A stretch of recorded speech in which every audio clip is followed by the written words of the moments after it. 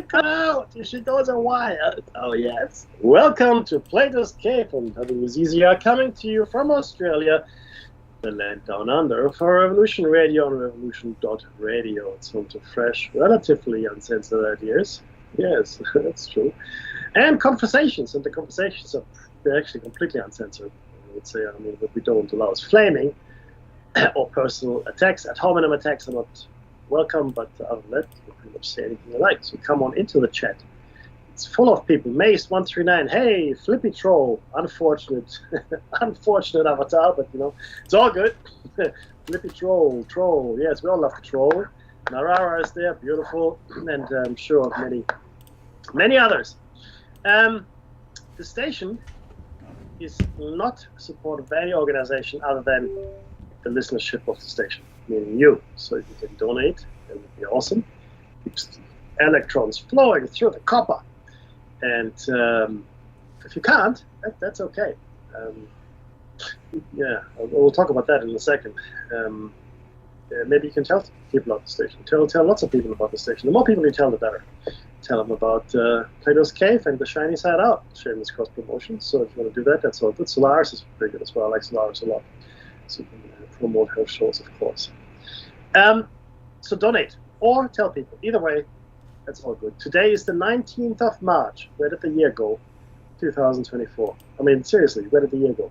It's mystery to me. You can catch the cave on the air, on the line, all the time, or onto your smart device. So grab it up to listen anywhere, or listen at home on Grace Table of Digital Radio.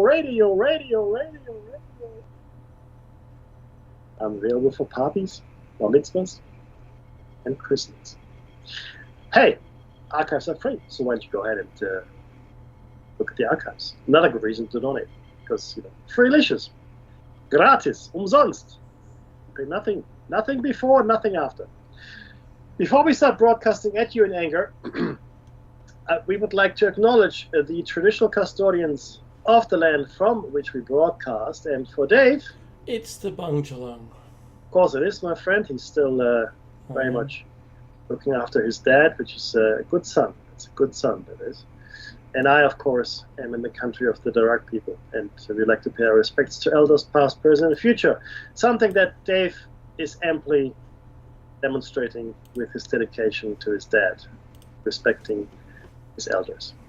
And, of course, we doubly respect the elders of the First Nations that have been such good custodians of the lands, not just in Australia, but many First Nations people around the world, living in harmony with nature. What a shock! That's a new idea. Let's try that. What? Instead of burning it all down, right, and making paper straws, paper shopping bags. Maybe we'll just let the trees be, let them grow. That's a good idea, because trees are actually useful. What? No, they're just good for paper making, don't you know? Yeah, sure. Living in harmony with nature. Wouldn't that be something? And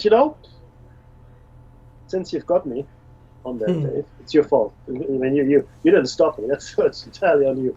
Oh, okay. In harmony with nature. So how could we achieve this? Let's be serious about this for a second. Okay? How do we live in harmony with nature? So, okay, well, we have to stop polluting. Okay, all right. That's number one, stop polluting. Okay. Maybe we should consume at a reasonable rate. Maybe we should consume in line with the resources that exist. Always thinking ahead and not consuming all of the resources that are available to us. That's a good one. Maybe, so maybe only consume what we need. All right. And maybe not burn down everything else, right? Maybe not plow it over and maybe not engage in wasteful activities. These are all good things. But most importantly, do you know what the one thing is that's killing us? The one thing that's killing us. Come on. It's energy generation. The one thing that is killing our civilization, right? Apart from greed, I'm gonna put greed to one side, Dave, right over here. Okay, but the one thing truly that is killing us is energy generation, and both digging it up, burning it up, using it up, storing it, and then everything that is in the process tree of energy generation and I guess eventually decommissioning as well. That's part of it. Is what is killing us. That's it. If we had, and I'm going somewhere with this, if we had an energy source that was abundant, clean, abundant, clean, and free. Oh, right? A couple of ticks. That gets a gold star. I think so. So abundant, free, and clean. Now people will tell me that it's a pipe dream, Mackie. It's a pipe dream because we have been so brainwashed into our mode of existence that we can't think outside the square. It's impossible for us to imagine a world with such an energy source. Mm-hmm. I'll get somewhere with this. Because if we had such an energy source that was abundant, clean, and free, and by abundant I mean it never, there's no end to it. Mm-hmm. You use it until the end of time, right? Limitless. Bingo. Then you could do whatever you wanted. All of a sudden, all the constraints that are put on our society would fall away. There would no longer be a need for crime because everybody would have whatever they wanted. Mm-hmm. Because free energy. There would be no need for... just coupled to that, Mackie, we would be developing things that we would make use of this free power, the abundant free power, for us to be able to sustain ourselves. Yeah, of course, 100%. We would no longer need heavy industries. I mean, war would become unnecessary because, okay, let me just back that one up for a second. So war, ostensibly, is fought over resources, mostly, or ideologies. Resources or ideologies, right? That's usually what wars have been fought over. That's, of course, wrong. It's complete nonsense. But if there were no longer any need to fight over resources, and you don't really no longer need an ideology because you no longer have scarcity, right? Then what use are ideologies? Capitalism, communism, completely pointless. I mean, because capitalism and communism and all of these other isms are all about the division of resources. Who gets the resources? Who doesn't get the resources? How do we divide the resources? All of that conversation just goes away. And then what do we do with our spare time? What do we do with whatever we want? Yes. According to Bill Hicks, exploring inner and outer space forever. Nice. That's what he said. And I'm with him. Bill Hicks, don't know him? Look him up. It's worth it. So that's what we would have. We would be in a post-scarcity society, very much Star Trek-like. We could engage in whatever we wanted. Crime would no longer be necessary. Right? We wouldn't get there tomorrow, but it would be a fairly quick route if we had free energy devices, etc., etc. Now, but we don't. We don't. Now, the question now becomes, is that at all a feasible statement, Becky? I mean, does it make any sense to talk about it? Or is it just a pipe dream? You tell me. You tell me. Now, this is a show cycle we're going to do in the future on The Shiny Side Out. We're going to look at the untimely deaths of all the people that developed alternative and free energy devices. Mm-hmm. Mm-hmm. Okay, we're going to look at that. And I can tell you right now that pretty much all of them that you might have ever heard of, that have ever spoken up publicly, right? Or have had patents pending, or were about to meet investors and have their inventions financed. And that goes right back to Nikola Tesla, by the way. Mm-hmm. Okay? To be very clear. Suddenly that sound of Mackie, whooshka. Whooshka. They all met with untimely, unfortunate, and suspicious ends. Rapid disassembly. Yes. There was one guy, and I forget his name, I do apologize. And he said, no matter what happens, I'm not going to kill myself. I will not kill myself. Mm-hmm. That's not going to happen, right? So if I die and they say I killed myself, I didn't kill myself. That's what he said publicly. He killed himself. Of course. Also, it was told. That's right. And just like just like Mr. Epstein, right? Yeah. So if there was nothing to it, if there were no truth to any free energy pipe dreams, cold fusion at room temperature, hydrogen engines, 0 point energy, out of the quantum foam, etc., etc. If none of that were in the least feasible, right? Then why would you bother to kill the people that are the proponents, inventors, creators, and designers of these devices? Well, I'm just going to answer greed. Yeah, but no. But the thing is, what I'm saying is, why would you kill them if none of this was true? Yeah, that's absolutely 100% right there. What if it's a pipe dream? I mean, if it's a pipe dream, then let them go ahead, fail. Go ahead, That's right. knock yourself Yeah, out. yeah. Build whatever you like. You Yeah, build your yeah. hydrogen, cold fusion at room temperature. Good Go luck on, to you you. have fun with that thing. Yeah, that's right. Plasma combustion, sure. Yeah. Yeah. You set your house on fire. Knock yourself out. Yeah, good luck with that. That's because that's what you would do, because it doesn't matter. I love the hydrogen thing, which is like a zipper between two atoms. Yeah. You unzip them and zip them together again with no net loss. It's actually. Is that amazing? Look, nature, honestly, I think all the answers for everything, including ailments like sickness, any condition, and any of the questions that we might have, we can find the answers in nature, in the world. I do believe that. But see, so why bother killing any of these people? If it wasn't real. That's right. Yeah, it makes no sense. So, by having them killed, I mean, no group of people is that unlucky. Okay, even test pilots. Microbiologist, Becky, that's another good one. Yeah, even test crash dummies have a better life expectancy than these guys. Okay, there's two groups. Actually, it's three groups. One is alternative energy or free energy, researchers and inventors. The other group is microbiologists. Don't be one of those. And the other group is us, the researchers into the paranormal, or what people like to term paranormal. Just while we're right at that point, exactly. Becky, I want to say Revolution Radio has lost another host. Correct. And he was known as the mechanic. That's all I really need to say. And I think they had a show. They did. Yeah, I didn't get onto it and express my condolences, but they do, and I am expressing them now, and just putting the time in there. We've seen so many people from Revolution Radio meet untimely deaths. Some were on the conveyor, surely, but not all of them. And it is quite a shock, Becky. Yeah, and please accept my condolences to the family as well.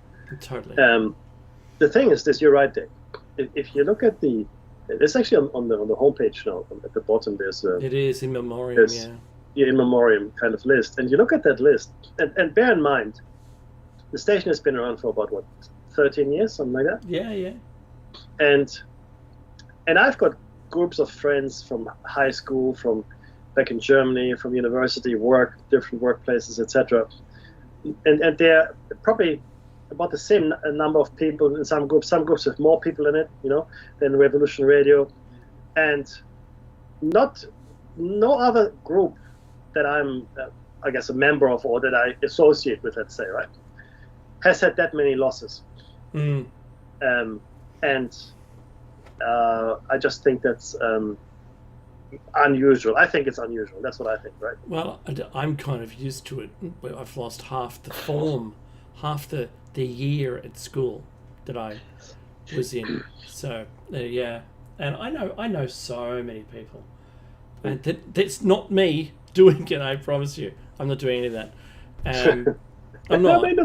But I've had direct friends of mine, some from school, some outside of school, who have, passed away through so many different kinds of things. It's shocking. Yeah. Look, I haven't had the same. I mean, most of at least the people that I'm in contact with, I have to say that the death toll has been It's been quite low, touch wood. But No, it's the other leg, certainly, Mickey. certainly, it's the leg. Oh no, Certainly, it's both. certainly, a revolutionary radio seems to have a fairly high rate of mortality It does. in its staff, host, but also contributing listeners. Yeah, so it's not just That's people true. that had a Yes. show, people that were active in the forums, Yeah. but from a listener perspective. So look, I still I think think about you, SJ. yeah, I think it's odd, but it's the same with the microbiologists. Back in the when we had a show about this, if you Yeah, we remember. did. MH17, we discovered was full of microbiologists. It was insane. Yeah, And they it were was on their way to Melbourne. AIDS conference. Yeah, Yeah, that's So, right. And it then was nuts. shortly after that, we had a pandemic. Yeah. Where, There's where another their skills group would have been important. critical, in fact, and maybe that's we've got our Yeah, theories, but we can't really talk about it. I don't want to. No, I don't want to that's strike. I don't want to get What? deplatformed. Okay, so right. Is that across line? I think it was across line. now the one strike is still there, brother. Yes, I They know. haven't removed it. It goes in April, I think. Good. Let's not test off our luck here, but look, I forgot another group that would fall into that category, which is What's that? anybody who Putin doesn't like, pretty much. Oh yeah, that's one. Is in that group.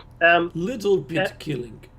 And the thing is this: when it comes to Putin and his, well, we have to say alleged victims, because Of nothing course. is proven. Alleged. No, that's right. So let's be fair. Nobody has any doubt. Nobody has any doubt that this is foul play. Not a single person would say that Jeffrey Epstein committed suicide. Not one person would say that. No, that's right. Not even I- the coroner. Not even the Eskimos. So I have to bring it as many times as I can. But not even the coroner, Mickey. I know. He says the what was fractured in his neck. You just couldn't can't do on your yourself. own. That's right. I mean, you have to be a contortionist to do that. But we look at other things like the microbiologists, like the free energy and alternative energy people, and we go, oh yeah, that's just bad luck. Mm-hmm. No investigation necessary. And it makes me angry. I'll be honest with you. And I think about this a lot. And I think about this in the context of all the people that are suffering.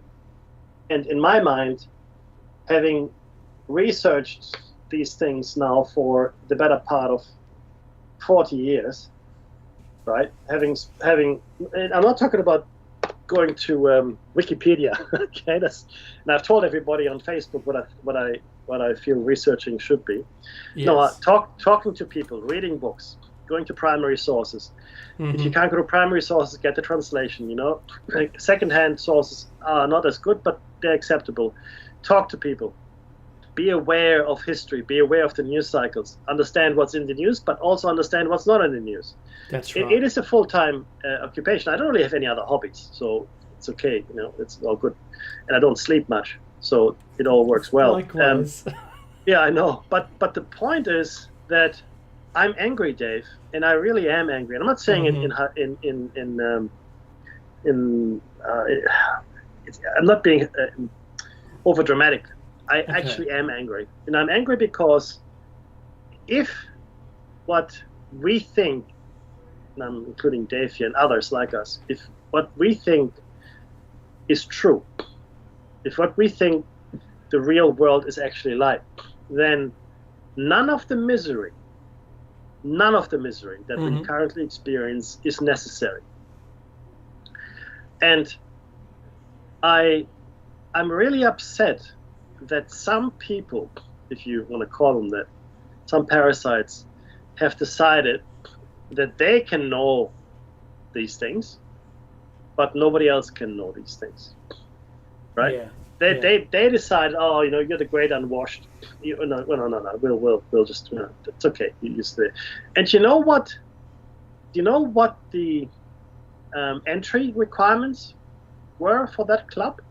I'll tell you what it was. It's two things, and they usually go hand in hand: wealth and power. Mm-hmm. Those are the two things that were the entry requirements into the club of parasites. Now, these are the least worthy people. These are the people that these are the last people that should be entrusted with this kind of knowledge and technology. The last. Because to get where they are, to get to that level of wealth and power, makes you a very specific person. And it's not a person that I want to know. And it's not a person that most of you want to know. Right? Yeah. Let's be very clear about this. I hear you there. And that's where my anger is, that these people have the hubris. The hubris. The wherewithal. No, well, they have the wherewithal, but it is the mindset that, that yes, I am worthy to have this knowledge and you're not. And you're not, yes. There's something called the imposter syndrome. What that means is, in life, be it professional or otherwise, you might be in a position, you find yourself in a position of maybe authority or power or expertise, and a lot of us feel, I'm not sure if I'm this good. Now, that's usually the smart people. The smart people, they will question themselves. They will go, I know something, but do I know enough to be really considered this? Am I really here? So they feel like imposters. The stupid people never have this problem. Oh yeah, I know everything. Just download the internet and fax it to me, can you? Just download it. Just what? Why can't you download the internet? And they have no issue at all. But smart people do. And some of the parasites, if not all of them, are smart. I'm not saying they're not. And they suffered from imposter syndrome for a long time, I think. But after a while in power, the imposter syndrome goes away and it's replaced with the entitlement syndrome.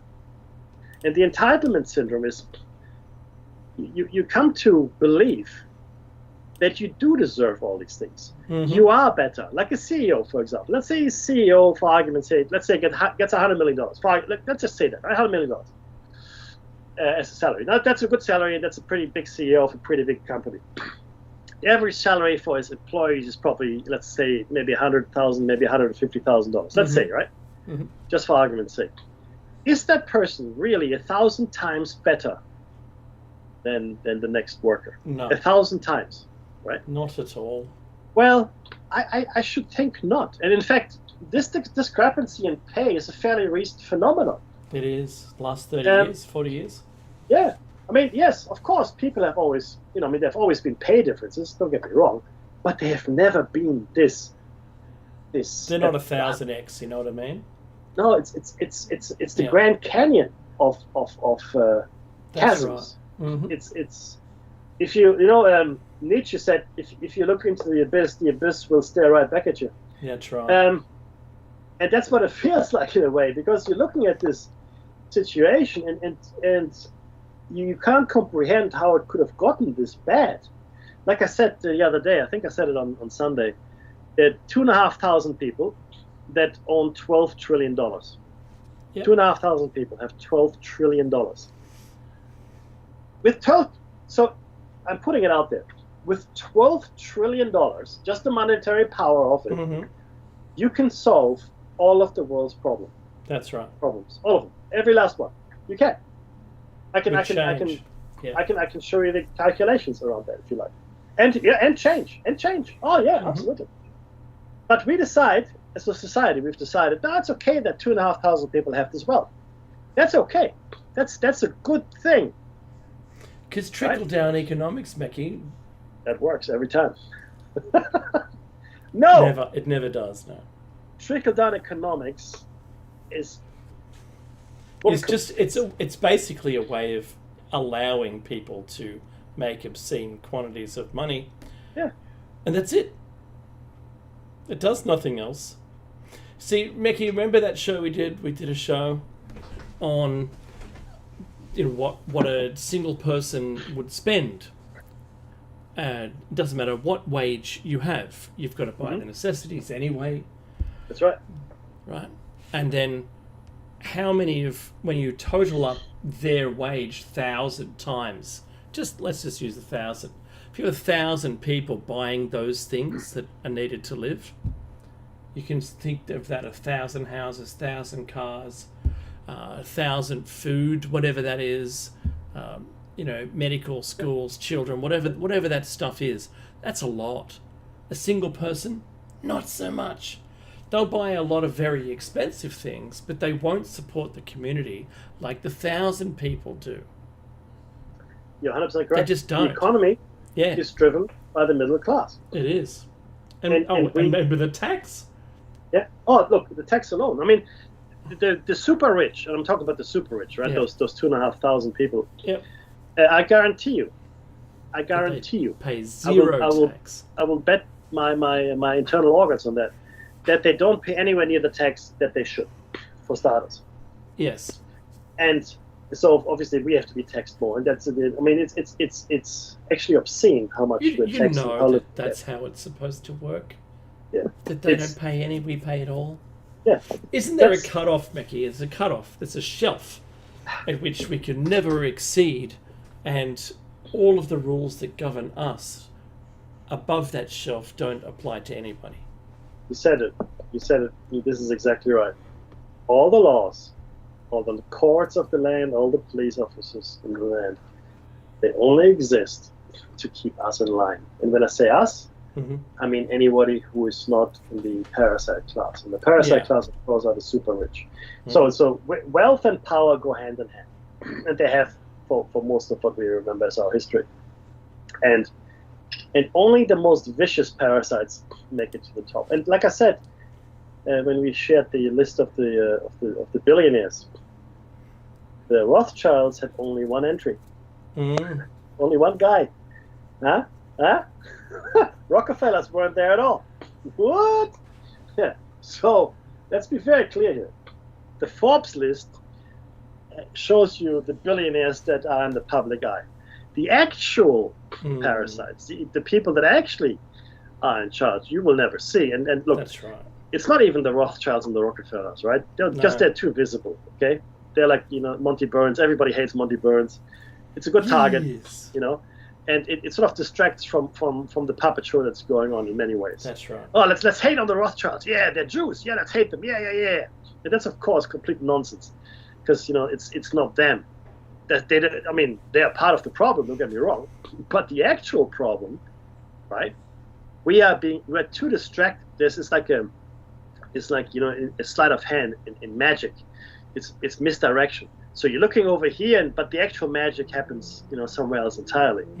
And that's what we have been subjected to for the last, I want to say, 10,000 years, and certainly in the last 200 years, and in the last 50 years, it has just gotten worse and worse and worse, because the sleight of hand is no longer required, because we are.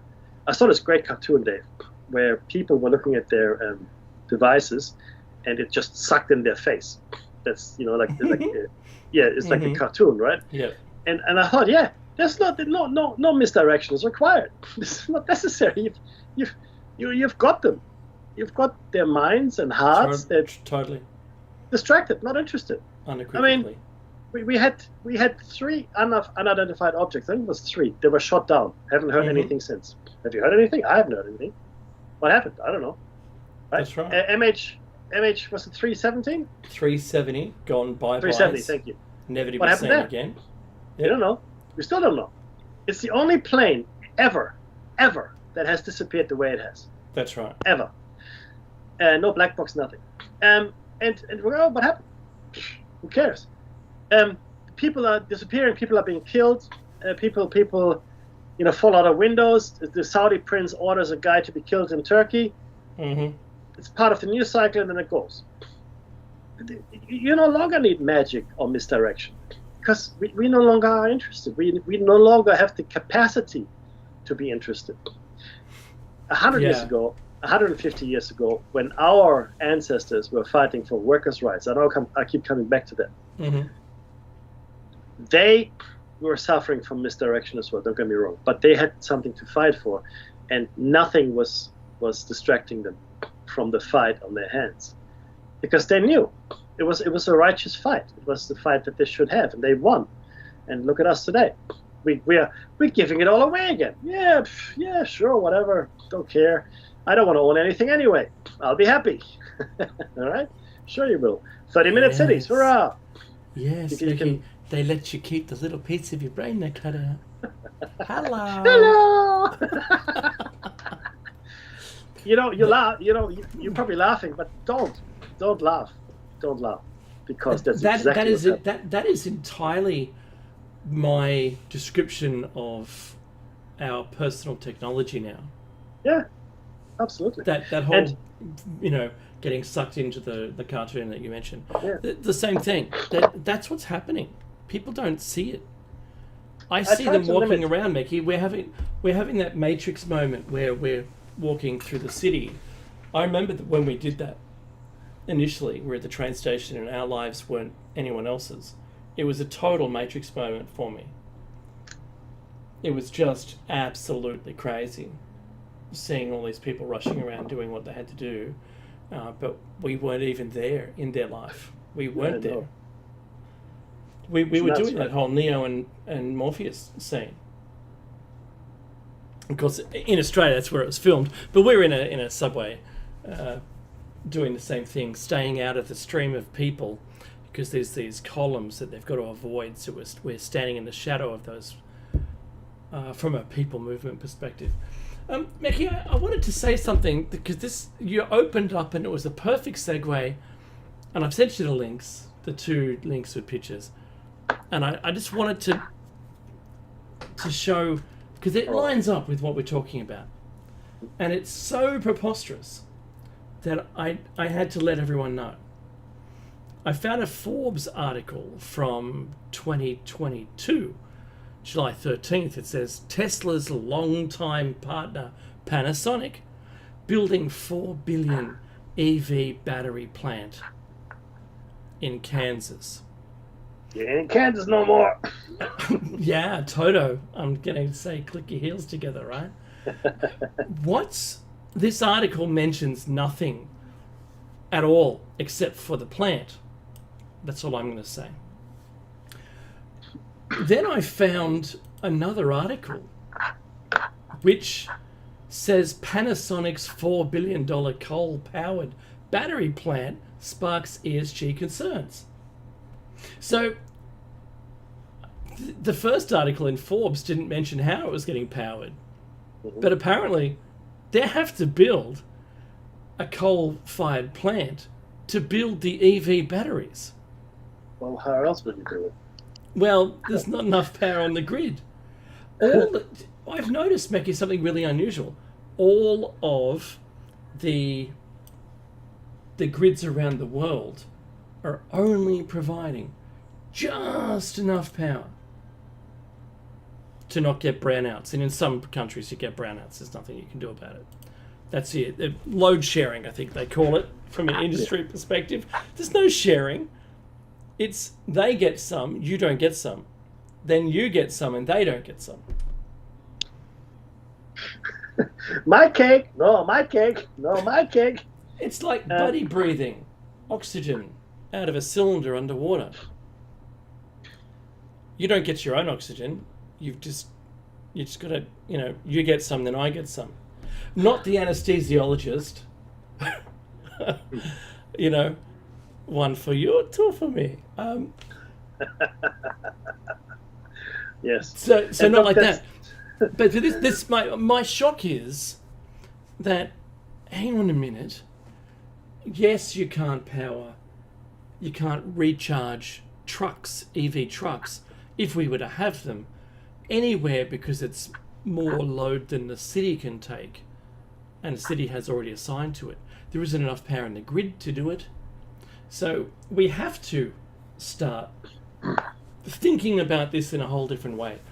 EVs are great, and yeah, sure, the first automobile that was ever made was EV. It was an electric-powered battery thing with lead-acid batteries. It wasn't internal combustion, right? But we found the amount of kilojoules that we could store in fuel was much better to be used for internal power, internal combustion. But only because we didn't know how to split hydrogen and oxygen out of water, burn it, and zip it back together again with no net loss of the product. That's just astounding, right? And at some point, we're going to retrofit old vehicles with this recycled nature of water back into a tank and burn it in our combustion vehicles. That's what's going to happen, and it can't be far away. There isn't much you have to do. There'll probably be a kit you could buy and some tuning for your car. That's all that's necessary. But you can actually do it now. You know, one of those guys you said was accidented away, Stanley Meyer. Yes. He created a water car, but there was actually quite a few people that created a water-powered car over time, and all of them are gone. They all, well, Stanley had the money from being ex-NASA scientist. He had the money to, launch patents on his designs, but there were others that had done it on their own. And if you're an inventing type, get on it. Don't harm yourself, of course, that's a caveat. But do get onto it. Try and make it happen. Try and go straight to the news with your invention. Yes, right? There's only one way that you could successfully do this these days. How's that? You invent it, and you make it as simple as possible. There's a beautiful science fiction story called I can't remember what it's called, but it was about traveling interdimensionally. Oh. And it was a very simple thing. It was a box with a simple circuit in a wooden box, and it was powered by a potato, and that would allow you to shift between dimensions. Cool. Different world lines, and it's a recent series, and I really can't remember. Was it Terry Pratchett? I can't remember. But the point is that that's what you have to do. And then you have to put it on the internet. You have to make it as simple as possible to build, number one, so that takes a bit of doing. And then you have to release it into the wild. As you have to send it on every possible internet outlet you can. Make sure that it goes everywhere, so it can't be taken down. You can remain anonymous, because what's the point of getting credit? Because at this point, there's no longer any need to get credit for anything, right? Unless you got an ego thing. If I had the capacity and the ability to do it, I would do it. If I had certainly the means to do it, that'd be great, but I can't. And I would release it, because at this point, once you release a free energy device, money and fame and all that sort of fall by the wayside, really, right? I mean, it doesn't matter anymore, because everybody is now enabled. It's like we were all blind and dumb and crippled, right? All of us. And all of a sudden we can all walk and see and talk and hear. Mm-hmm. All of a sudden, right? And that's worth it.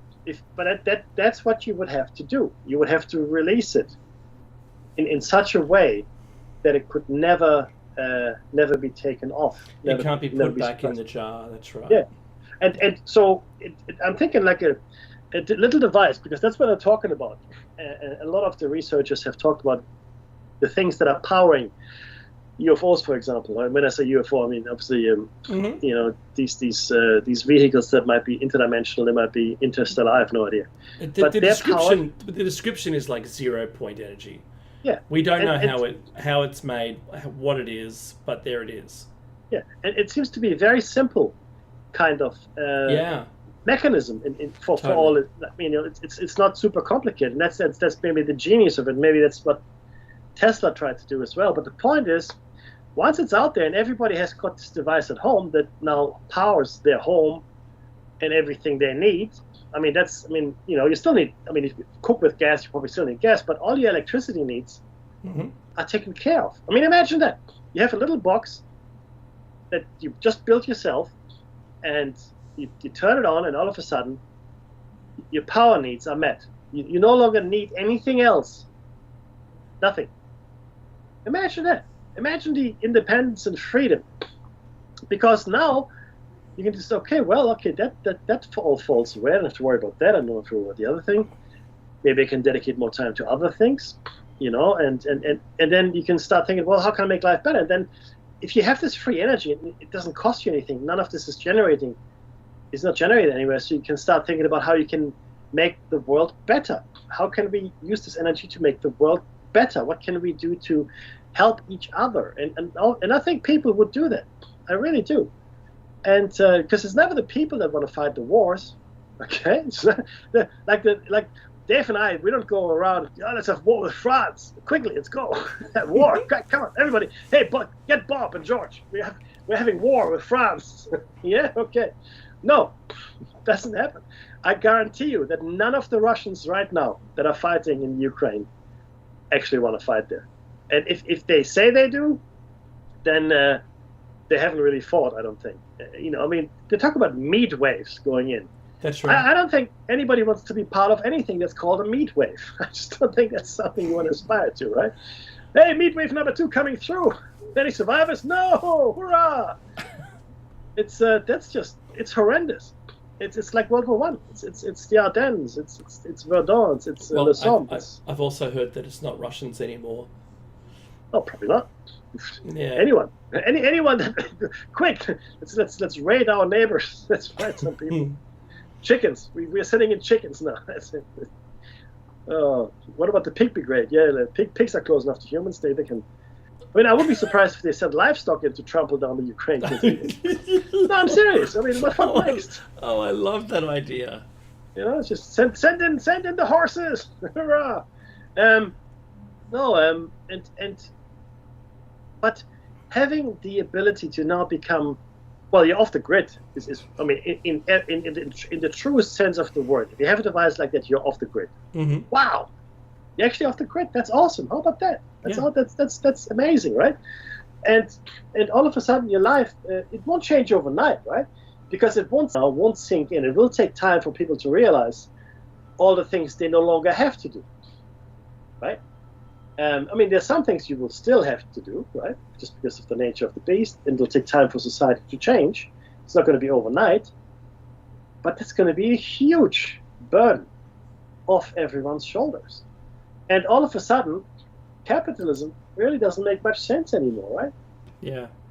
It just doesn't. And then people will invent in machines. I mean, we might even have meta replicators and teleport machines. I mean, once we acknowledge the existence of this technology and all the other things that follow from it, because there are many other implications here, and then we can really start studying quantum physics, right?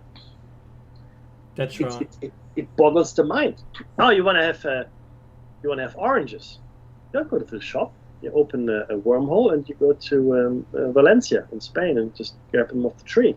Hey, Bob, I'm just going to grab some oranges. Yeah, sure. I'll come later I'll come over for some cucumbers. Yeah, sure. They're coming along quite nicely. My buddy in Singapore, he grows amazing basil because the weather is perfect. So I just go open a wormhole to my buddy and I grab some basil. He goes, hey, Phil. Hey, buddy. Yeah. Come over later from strawberries. Yeah, no problem. Can do. Yeah, totally. Everything changes completely. But this is my anger, Dave. Full circle, I guess. Mm-hmm. My anger is that I know it sounds crazy, but I think that the technology exists. I really do. And that it's being actively withheld from us. 100%. Like I said, why kill all these people? What's the point? If it's nonsense, if it's BS, let them be. Fine. Whatever. No. But see, killing. Yes. Go on. Yep. No. You but first. Killing is it sends a message. So if you just discourage them or bribe them, there might be others popping up, right? But if you kill them, that sends a message. Don't touch this stuff. That's right. Certainly don't tell anyone about it. Go ahead. There was once a forum, Mickey, that I saw that this is way ago, and it was people with 0 point. I don't know if the whole thing was just run by shills. I really don't care, but there were people in there advising, for the most part, if you come up with something, don't tell anyone. Yes, exactly. Just don't. Yeah, you live for the rest of your life with it. It doesn't matter, because if you tell anyone, they're going to be after you. Yeah. I once saw the evidence, this is like 15, 20 years ago, evidence that a guy had made a compound of material I can't tell you what it was because I don't know, and he wouldn't tell me, clearly. But he did a bunch of videos and was able to make a magnetic shield that was non-magnetic. That hasn't been done, but he did it. Once you've got a magnetic shield that isn't magnetic, you can have a magnetic water wheel, for instance, that's perpetual, because you can always have the repulsive north to north or south to south repulsion and be shielded from the other pole. And it would act like a monopole. Once you turn it, it's just it's never gonna stop. So, like a water wheel needs water to propel it using gravity, this would just use repulsion and it would forever work. It was extraordinary. He didn't make anything like that. He just made a metal, well, it looked like metal but kind of weird, that was non-magnetic, that was also a shield. And it was just extraordinary. So even, there's sheets of, you can, where it's like a green sheet that's translucent, you can put it over magnets and you can see the field lines. Oh, really? Well, he did that same thing over this and there was nothing on the other side of it. So it was all very scientific. The guy was clearly an engineer. I don't know where it was, in a basement or somewhere, a factory. I don't know. But it was something else. And I did, at some point, with some old email address that I did make contact with the fellow and was saying, trying to give him some kudos. You try to do something with it, and then there was nothing. Silence. We talked for a little while and it was nothing. So I don't know whether he'd been taken out. I don't know. It's the overnight. But that's so close. That's so close. That simple little thing would be enough for forever power. That's you're right, and this is something that I found when I was younger, much younger. I thought about magnetism a lot. Before I even ever thought about anti-gravity or anything like that, I thought about magnetism. And I was thinking, why aren't we doing more with? Clearly, there's a force here, because I was always fascinated by magnets. Me too. Yeah. Ever since I was little, and I had like a horseshoe magnet, like the stereotypical thing, right? And I had a really strong magnet from my grandfather, and he actually used magnets quite a bit because he only had one arm, so it actually helped him move. Iron things. So anyway, and I was thinking, well, if you put them in series, and you build a mechanism that then spins through the series of these magnets, like push-pull type thing, it would never stop. Why would it stop? It'll only stop if you actually physically stopped it, right? And I was sure you could engineer it in such a way that it could drive things, that it could generate energy, etc. And it wouldn't really cost you anything except the initial push. So once you push it and you start that I guess the domino effect of push-pull of the magnets. Yeah. That could spin a wheel, for instance, like very simple mechanism, like just spinning a wheel, for example, right? It would never stop, because electromagnetism is much stronger than gravity, and the friction is not strong enough in the atmosphere to stop it either. Yeah, you could build it with enough torque to overcome a bunch of tasks. Yeah. And I'm thinking, totally. I was always thinking, why aren't we doing more of that? I always wondered, right? And just the simplest thing. That's right. Yeah. But I haven't got a good answer as to why we don't. Right? I don't know why we don't invest more time and money into that. Oh, because that's done, Mickey. Apparently, otherwise you're going to break the laws of physics, and you can't do any of that. So, yeah, that's right. Just remembering, there were frequencies of things that we didn't understand until we discovered them. Right? So, in the EM spectrum, we didn't know about gamma rays being harmful. Anything, all those ionizing frequencies above visible light, which includes ultraviolet and everything above it, they're all bad, apparently. So they're bad for humans and bad for DNA, and I agree that they're bad. But everything else below that was what we'd played with for so long, until we discovered, the ionizing radiation, which is terrible. But we'd played with everything else for so long. Yeah? And is there something in which we just need an antenna for us to be able to find some kind of power source? You can get, I think it's 0.3 of a volt by setting up an earth into the earth and an aerial in the air. You can actually get 0.3 of a volt. You can set up a little array and you can get a couple of volts out of it for free. It's just there. There it is in the air. And we are sucking some power out of the earth, but it doesn't care. And that's actually available to everyone. You can do it. Yeah.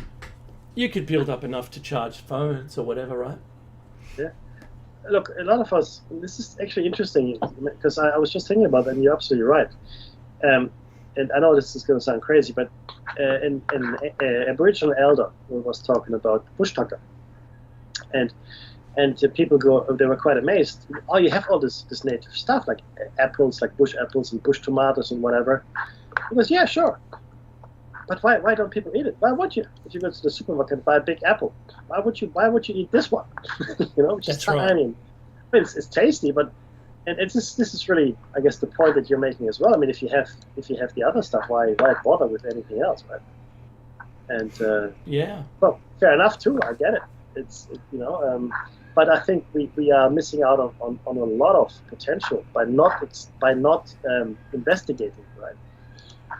And spending time and money on research. Having said that, someone is researching, I'm sure. Yeah, oh, totally. So think about this. You've got a pedal car when you're a little kid, and it's all your effort. Yeah, you can end up with a bicycle, but then you could probably buy like a low horsepower car. Remember the old VW Beetle that was so popular for so long, 70 Yes. years. Well, it's a low power car. It actually works just fine. But there's Porsches and Ferraris. Maybe they go a hell of a lot faster, right? So, That's exactly right. so why would I drive the VW? Actually, because they're really cool. You should. Well, there's that. Yeah, and they're air cooled, right? Less parts. The design is actually pretty cool. So that's the thing. You don't just. I don't know why we would jump straight to. I don't know. I'm going to be honest with you, Mackie. I use a microwave quite a bit, but I also have an oven, and I use that as much as I can because reasons. Oh, I'm not a big microwave fan. I mean, I really am not. It's just, what it does. Like it's the same as boiling vegetables to death in water and having the water a color as a result. Yeah, that's mush. Yeah, you could do that. That's good eating. You could do that, or you could delicately cook them to the right temperature, like the physics. What's that in the plastic bags, Becky? You know what I'm talking about? Yeah. Where you cook everything to the right temperature perfectly, like it's a science exam. Or you could just put it in the microwave and just, kill all the good things in. Just kill it. Yeah, why not? Just do that. There's only 2 minutes left, Becky. Can you believe it again? Oh, it's never enough time, an hour. It's not, but by the same token, I don't think we can do much more. To be honest with you, it's okay now. It's getting okay when it becomes 9 o'clock for us. But at some point it'll be midnight again, right? So that's right. Makes it a bit harder, and we're getting older. Harder to stay up for old folk. So I had dinner at 6. Yeah, I don't have dinner at 4 in the afternoon yet. After that, 2. In bed by 3. No, but thank you, Flea and Flippy Troll, for your contribution in the chat room. We do love Kang and Kodos. Yeah, that loved Kang and Kodos. That's an awesome little gift. But look, the reality that we're shown every day is not it. It's not it. We're shown slivers of possibilities. Most of what actually really goes on, we have no idea about. We just don't know, and that's by design. Okay, to keep us in the dark, to keep us ignorant is the best word. To keep us ignorant, and some of us are willfully ignorant. Because sometimes we come across something that doesn't make sense. We just go, nah, can't be. surely this couldn't be right. So we just go and with programming that we've been under. But I implore you, try to go beyond your programming. Try to go beyond brainwashing. Try to go beyond that which you were taught is the truth. This has been Platos Cave. Thank you so much for allowing us into your homes for just a brief time. Don't go anywhere. I'm sure something is cool coming up on the Revolution Radio, right? But most of all, be safe.